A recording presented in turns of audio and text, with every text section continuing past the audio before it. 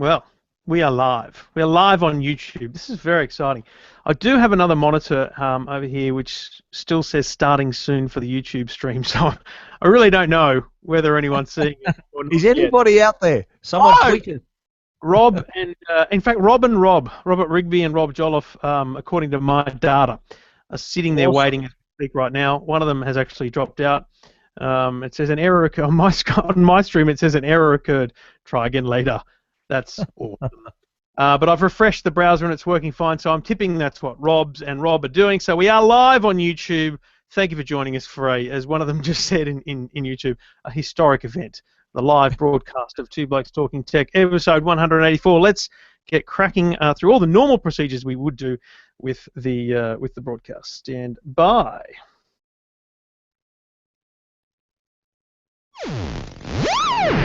Hosting for Two Blokes Talking Tech, proudly provided by Web Central.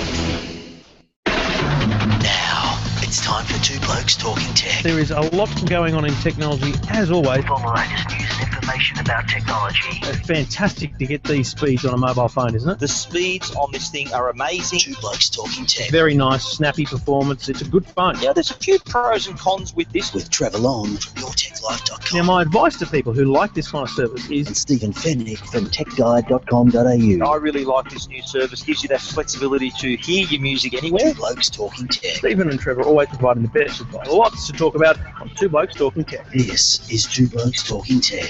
And thank you for listening. Thank you for downloading. This is Two Blokes Talking Tech, episode 184. Thanks to the good people at Netgear.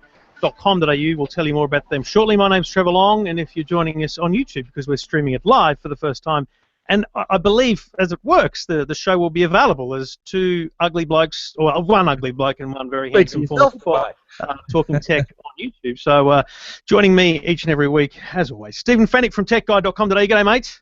G'day, Trevor. Someone, I think, commented on YouTube already, a historic occasion. So the old only got heads for radio is out the window tonight, mate. Gonski. Heads for radio, but let's be clear. Stephen was wearing makeup earlier today because he was on the television.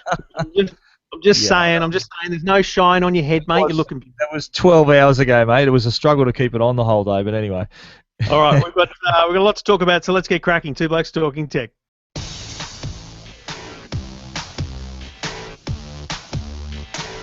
So this is where it gets interesting with a video. We can show stuff now as well. And the first product we're going to talk about tonight was launched last night by Huawei. And you know, this is yet another phablet. But there's a few really special things about this, mate. I've got the Obsidian Black version, which to me it's just grey. Like it's just. I've got the amber gold version, actually, Trevor. I thought that was a little. In fact, GK, who works for Huawei, pretty much said to me she didn't think it was my style. It was a good event, actually, last night. It is a phablet, exactly the same size in terms of the device as a Samsung Galaxy Note, like slightly bigger by the millimeters. But look, for me, it's a big phone. It's actually got a very big screen. The percentage of the screen that takes up the body is huge. I mean, it is a huge screen compared to even the Galaxy Note and the iPhone 6 Plus.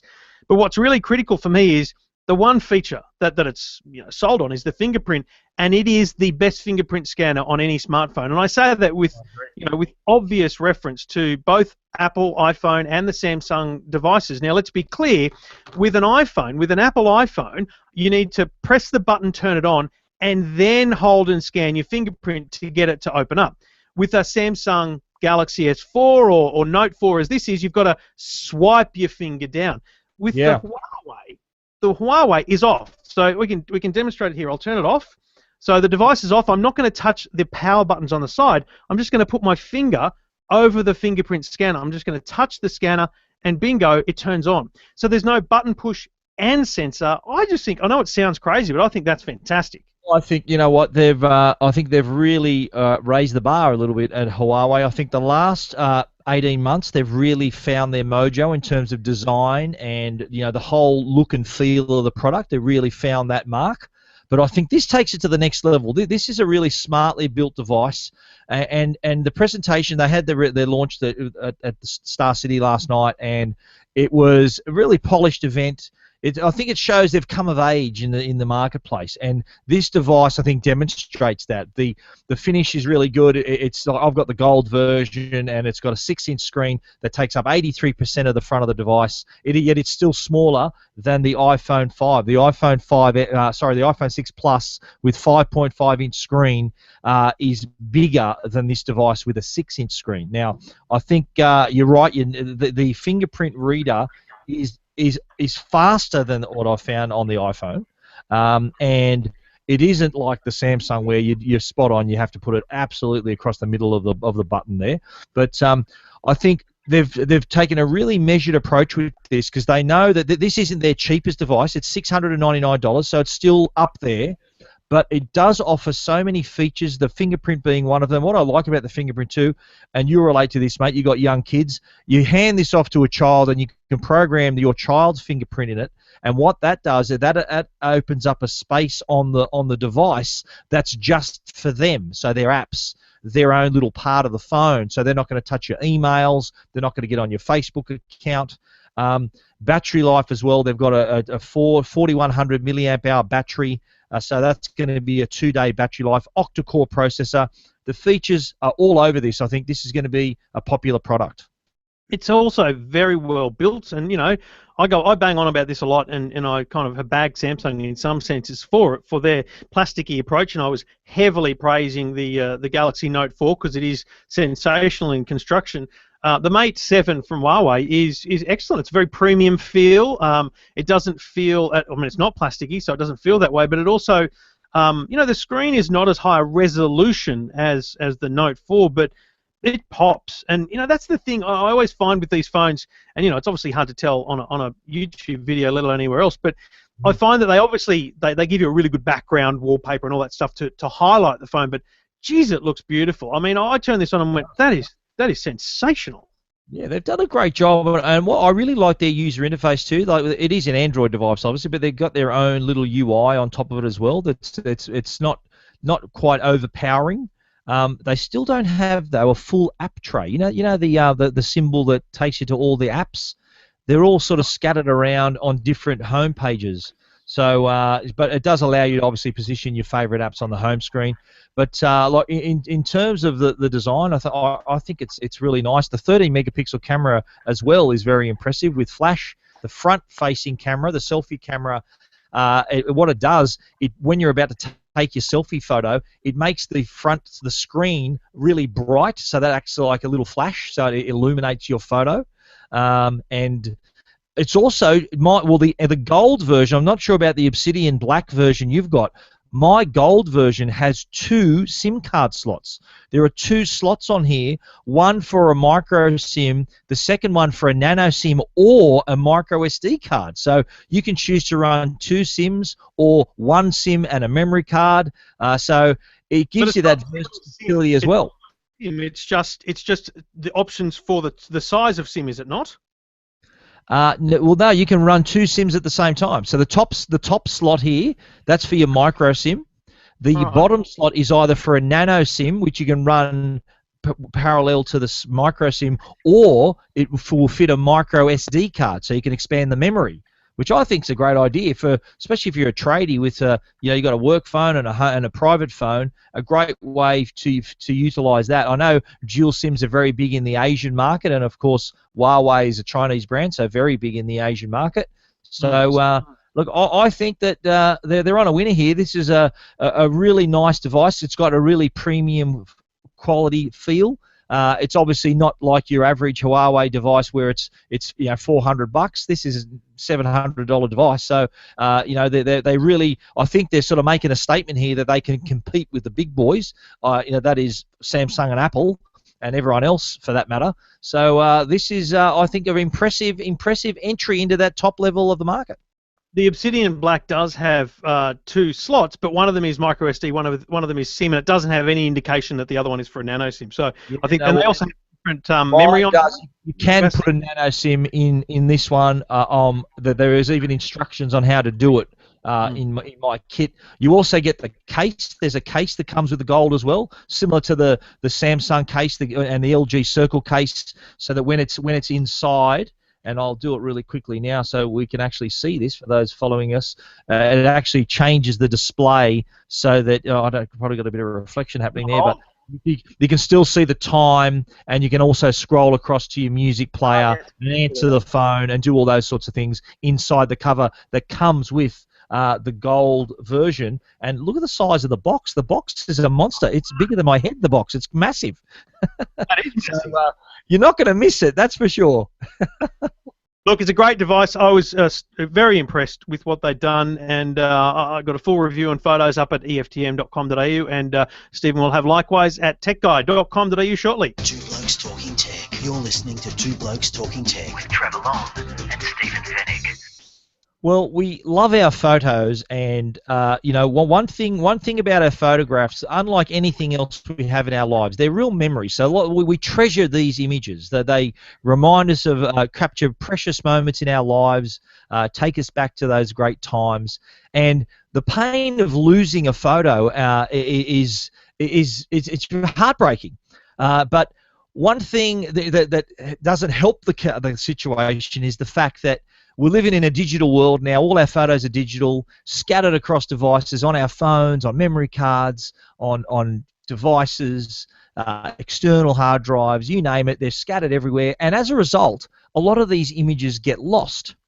So that's what that's done. That's prompted a very popular imaging company, Canon, to launch Arista. That's I-R-I-S-T-A. That's a new online photo storage platform that can allow you to manage all your photographs, organize all your images how you like, but also, more importantly, to keep them safe. I often ask the question, if you had to pick, if there's a fire in your home, and obviously your friends and your family, your pets and all that are out of the house, what would you grab? And I bet a lot of people would say the photo albums. It's something they can't replace, or the drive with all their photos on it. So Canon have now entered this space, this cloud drive, this cloud storage, like Dropbox for images, if you like.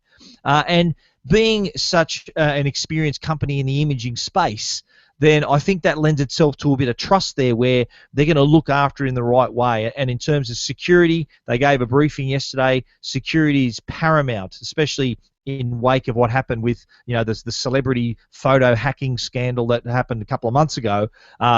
Canon really went out of their way at this briefing yesterday to explain the security setup and how they've got all these protections in place to protect these precious images, because that's one of the reasons why we're going to use the service in the first place. A great idea from Canon. Yeah, look, and I think the thing about photography is people do trust their brands. They trust Canon, Nikon, and when you're dealing with a company like Canon, you will have that trust.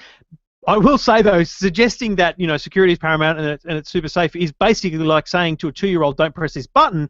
That's like saying to a hacker, please give it a whack. But they can only do their best, and I think that that when you're locking down one thing, it's probably a lot easier than such an open and big thing like iCloud that's a much bigger usage base as well. So I agree. I think that what this is tapping into is a really kind of untapped area that is photos. Now, we had this evolution from photos being printed and negatives and all that kind of stuff to digital, and then we had to find a way to print them or display them on digital photo frames. And I think we're now coming to this point where people are realizing that when you have years and years worth of photos, there's a real problem finding them. And I think if Canon can do one other thing, it is to really come up with software that's intelligent to allow you to kind of search for things, facial recognition, that kind of stuff becomes really critical in my photos.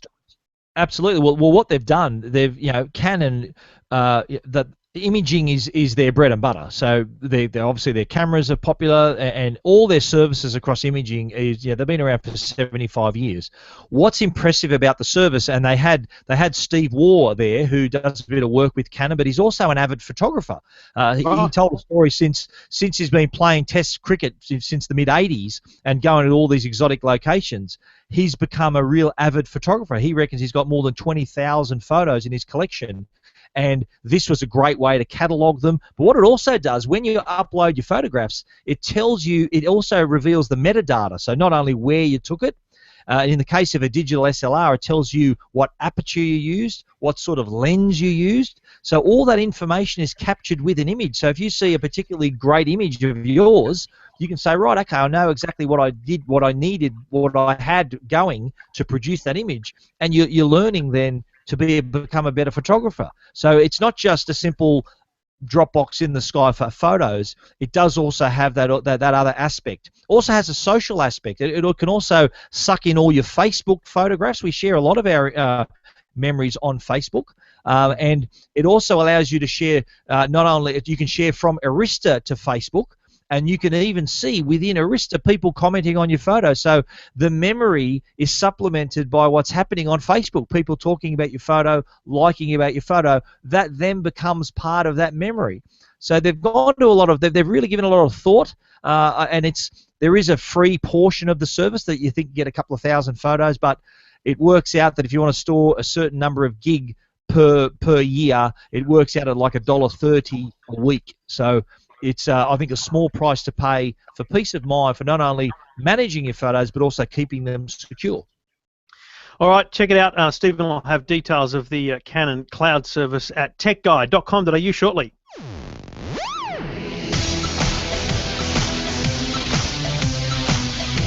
Before I mentioned the Vodafone cheap smartphone, a shout out to JJ, the Aussie beach bum, who's tweeted us. He's watching live with the Ziggy Zaggy hashtag.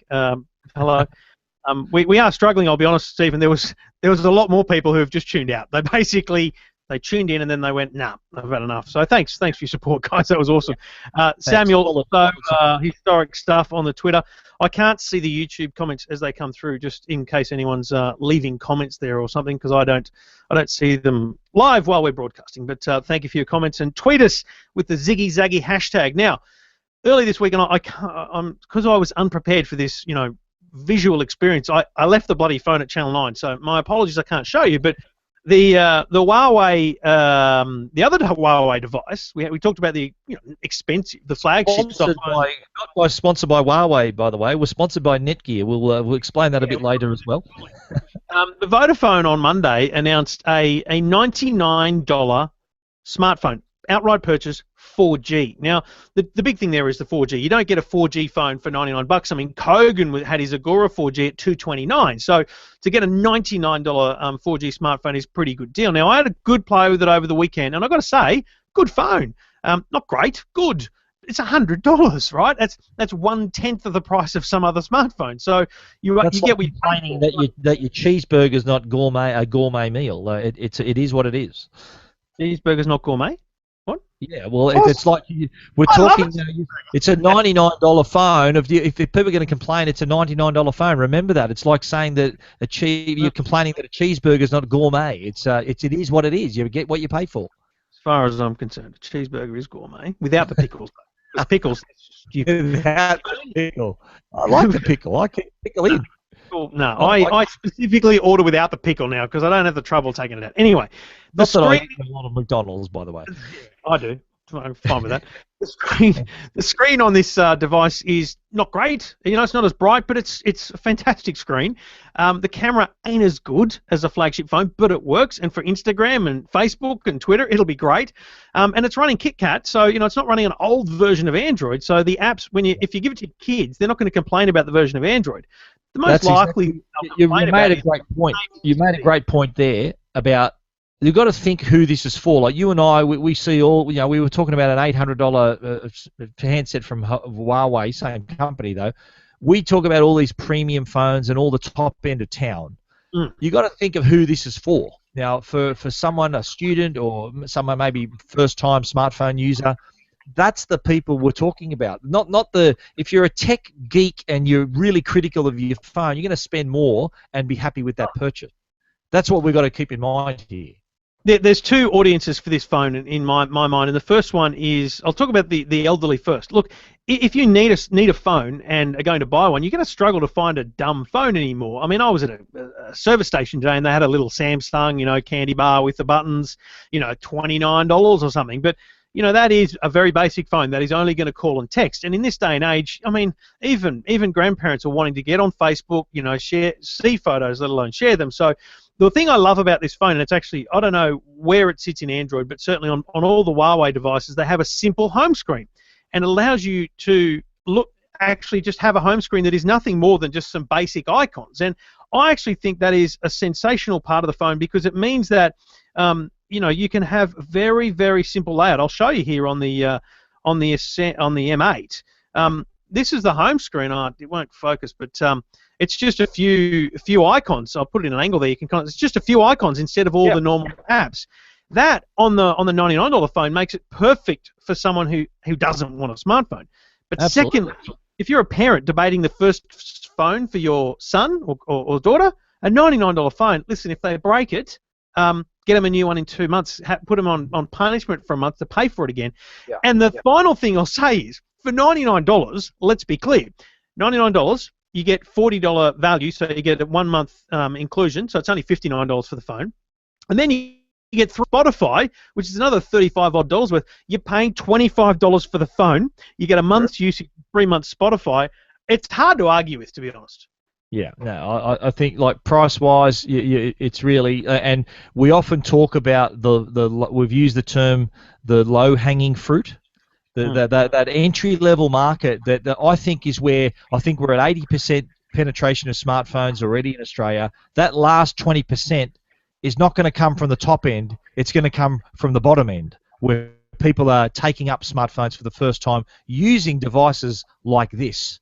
And I just realised that I'm actually gesturing while I'm talking because we're doing video now. I don't normally do that, but that's what I'm doing. But I can't prove you don't normally do that, by the way. It is spot on because I think a very smart move on Vodafone's part, smart move on Huawei's part, and that's where the rest of that remaining 20% of customers are going to come from. Not from the top end, they're going to come in at that entry level. 100%.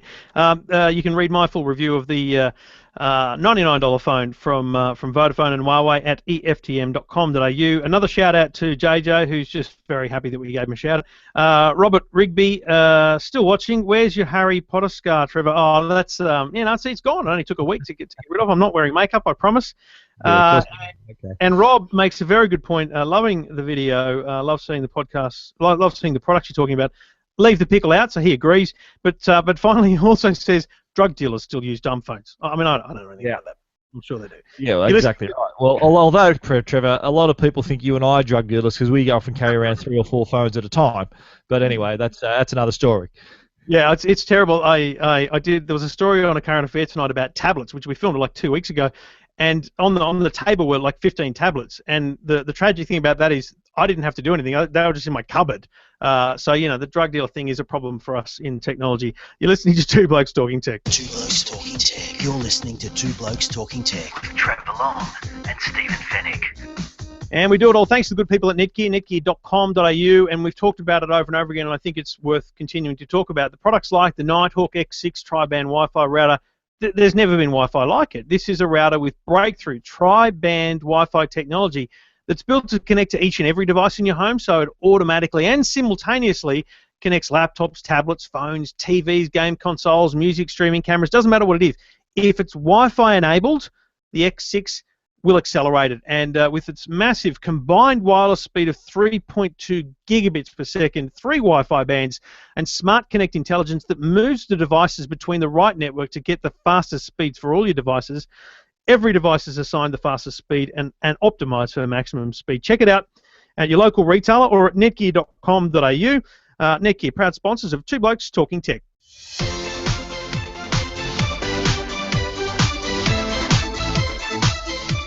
Now, a lot of people wouldn't realise that when you get a text message from your carrier saying you're 50% of your data usage, you're at 85% of your data usage, or you're 100%, you're actually days ago. Like that's data from 2 days ago. So if 2 days ago you were at half, and then you got a text message today, you may have used that other half by music streaming or whatever it is.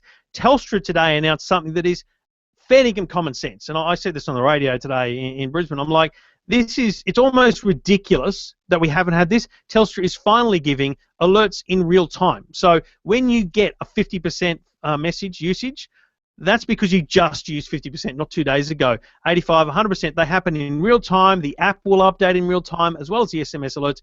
It's a great move. The question is when the other telcos are going to follow. Yeah, well, I think that it is a great move. We can put a man on the moon, but we can't send you a real-time mobile data alert. Hello, then it's about time that the technology's caught up with our real lives.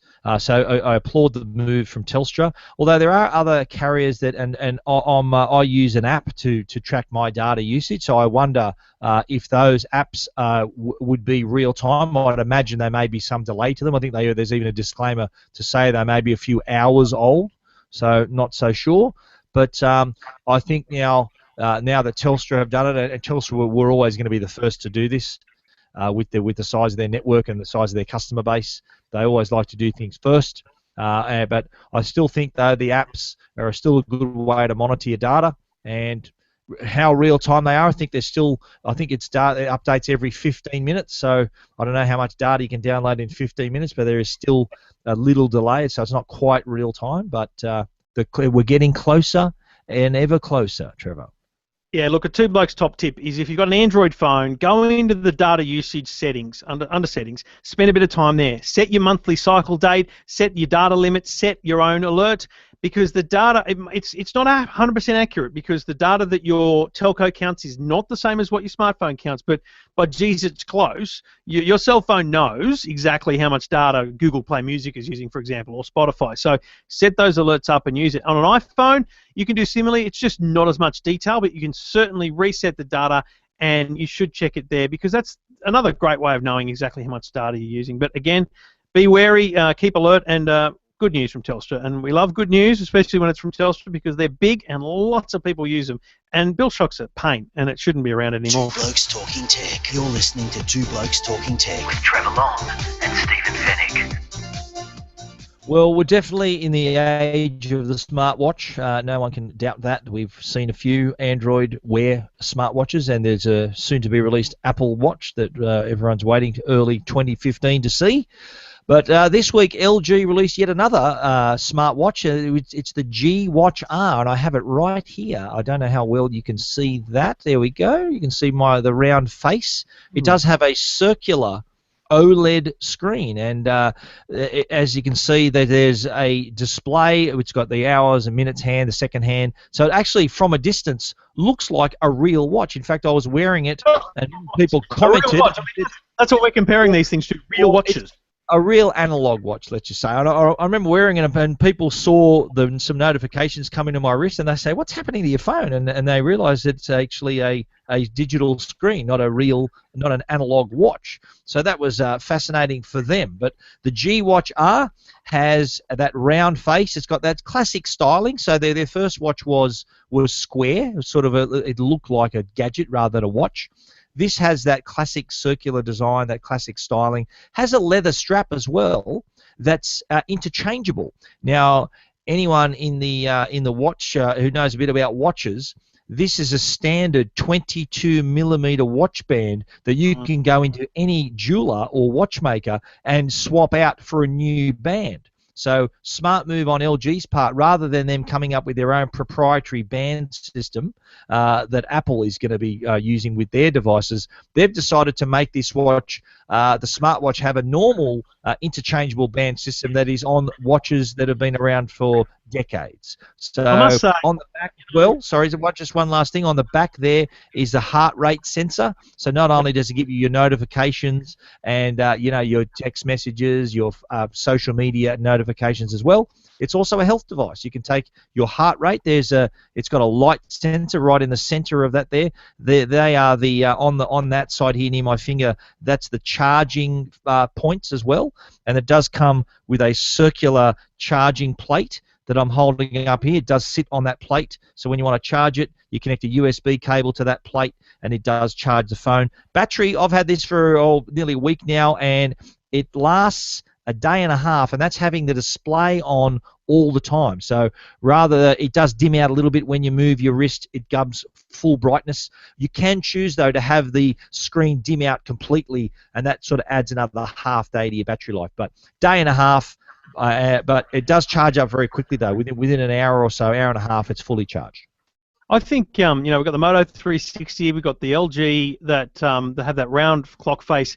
I've got to be honest, I worry that Apple's missed this game. I love the Apple Watch, the look of it and the feel of it, but there is something about a normal-looking watch that is simpler to accept for the mass public, and I think that's where LG and Moto, for example, have a huge advantage. You can see here from the thickness of the watch too that it doesn't look any different to, say, a Casio G-Shock. It looks pretty much the same.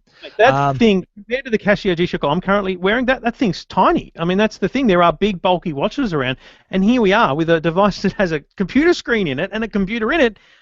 One difference though, the Moto 360's got a circular screen, but it's got that annoying little wedge taken out of the bottom. That little part of the screen. This goes all the way. This is fully. I'll wake the screen up so you can actually see something different on the screen there. So the whole screen, the whole circular screen is active. There's no little annoying. Because they've got a larger bezel around it, which is thicker, and that's all they've done is just cover up the circuitry into a lower point. Very, very smart from LG. It's a good-looking watch, and you can look out for Stephen's full review at techguide.com.au. Two Blokes Talking Tech. You're listening to Two Blokes Talking Tech with Trevor Long and Stephen Fenech. Now, before we get to your minute reviews, let me just throw something at you that I've been playing with this week. And look, I played with the Harman Kardon Esquire Bluetooth speaker several months ago, and I thought it was just magnificent. Very good-looking design, had a kind of leatherette feel to it. It was a very nice thing. They sent me this one here, which is the Esquire Mini. Now, straight up, it's obviously small, but it's stupidly thin as well. Has a very nice design. The kickstand kind of flicks out from the back. It's elegant leather back, plus the chrome stand, and the front of it is, look, it's just beautiful design. But then I said to myself, well, what can you fit into this tiny little thing? So what I'm holding up here for those listening via the podcast is, 2 centimeters thick. I did two things because it's a speakerphone as well. It's got a telephone button on it. So I went, well, I'm going to test that, and I got Paul Murray, I think it was, called me, and I sat here on my desk, right, and I took the call. It's one of the clearest calls I've ever taken. It was just, the quality of the call was excellent, and it made me think of people who do sit at home, work alone, or work in a home office alone, or just in an office alone. Speakerphone means you don't have to have your phone up to your ear for any concerns you have around that. This thing was excellent quality for that, and the music, unbelievable. Obviously nowhere near as good as a speaker that's bigger and with more bass and stuff built into it, but for what it is, unbelievable sound. Now, it is, Harman Kardon. It isn't cheap. It's $229, but I actually think for $229, this is top value, and it's probably for people who are looking for that slightly higher end Christmas gift or birthday present. Top stuff. Harman Kardon. Being Harman Kardon, of course, it does really it does say a lot about the Bluetooth speaker market. The brands like Harman Kardon, you're now seeing Bose. All these top brands are now coming into that space. It really does. There's a lot of quality around, and what the beauty of the Bluetooth speaker market, there's a lot of choice. If you want to spend $50 on a Bluetooth speaker, you can, but if you want a better quality audio, you can spend $220, $300 on those better brands. And Harman Kardon, terrific. The speakers in my car are Harman Kardon, so I listen to them every day. They produce some great audio. Good stuff. You can read my full review at eftm.com.au.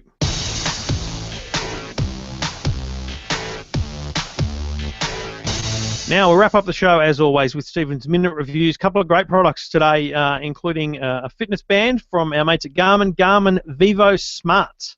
That's right, but before I do that, Trevor, that's the first time I've ever seen you dance during a sting. Do you do that all the time, or is that what happens just for today's show, or what do?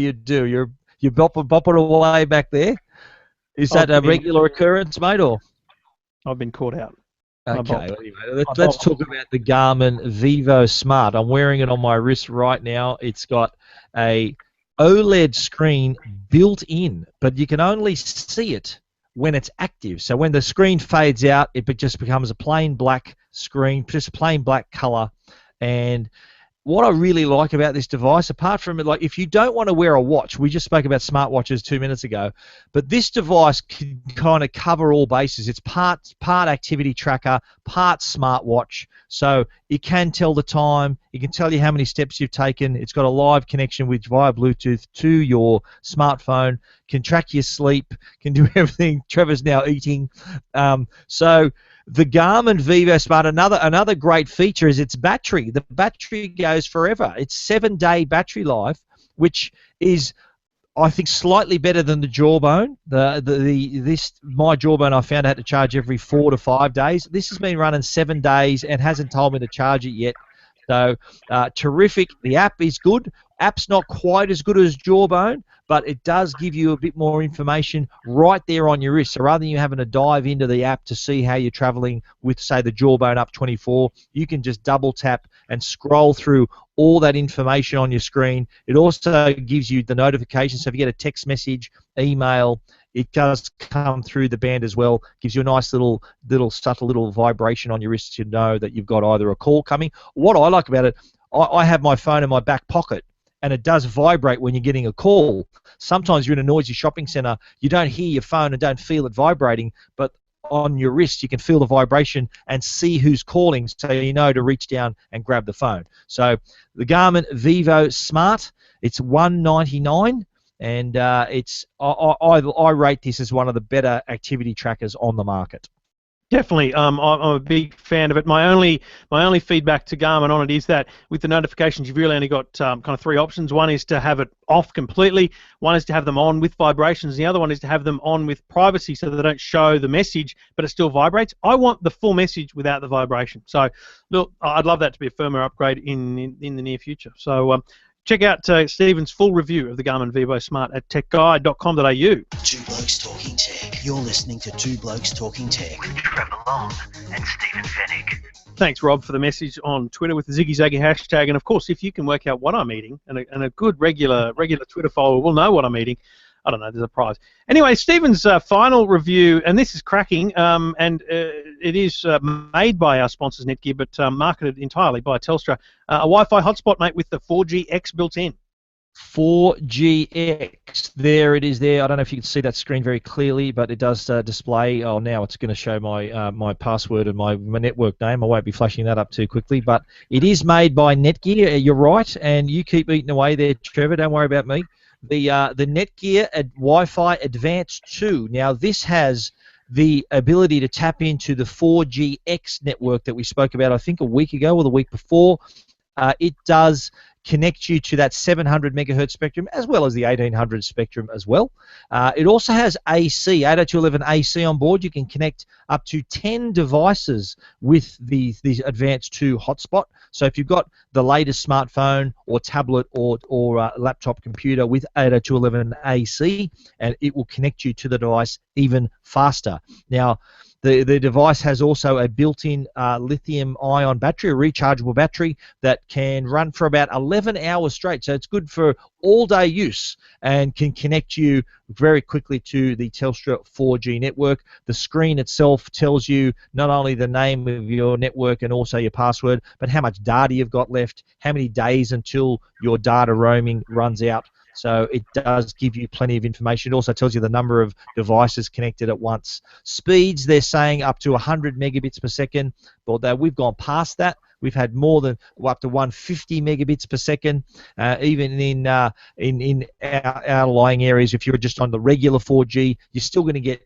in the vicinity of 50 megabits per second. So this will be out November 25. We got an early look at it because they announced their 4GX a week ago, and they wanted these out at the same time. It's going to be available from November 25, $25 a month on a 24-month plan. That includes the device for free and also 8 gig of data per month. The 4G Wi-Fi Advanced 2 from Telstra. 8 gig of data for $25 a month? 55. I said 55. It's not 25. 55 a month. I was going to say, that's the best deal ever from Telstra.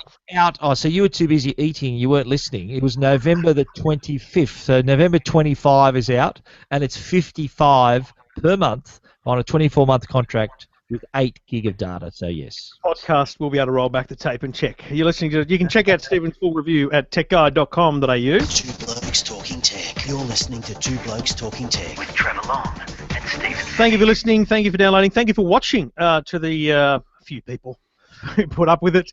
Thank you for watching. And for those listening and wondering what we're talking about, we record every Wednesday night, normally around 9:30. A little bit late tonight because we're trying to work it out. So 9:30 Wednesday nights.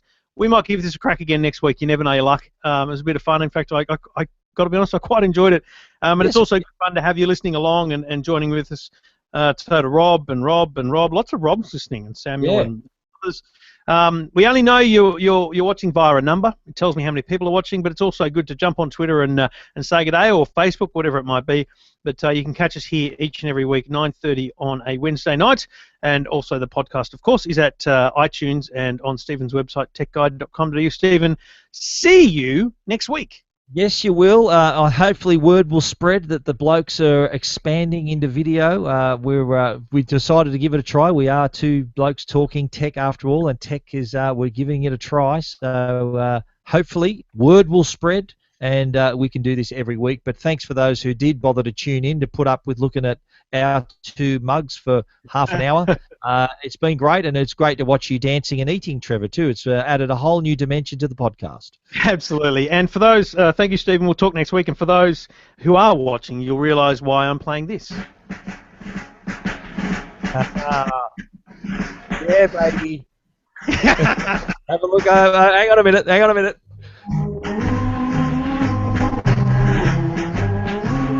Wearing the T-shirt as well. There you go. Sing along, Stephen. The marches on. Thank you for listening. Thank you for listening. We'll be back next week. To Sydney.